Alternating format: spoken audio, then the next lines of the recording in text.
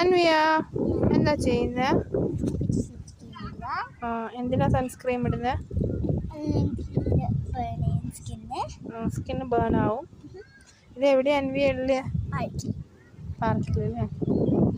ഇതാരാ ഇവിടെ സൺസ്ക്രീം വെച്ചിരിക്കുന്നത്? കമ്മ്യൂണിറ്റി ആണോ?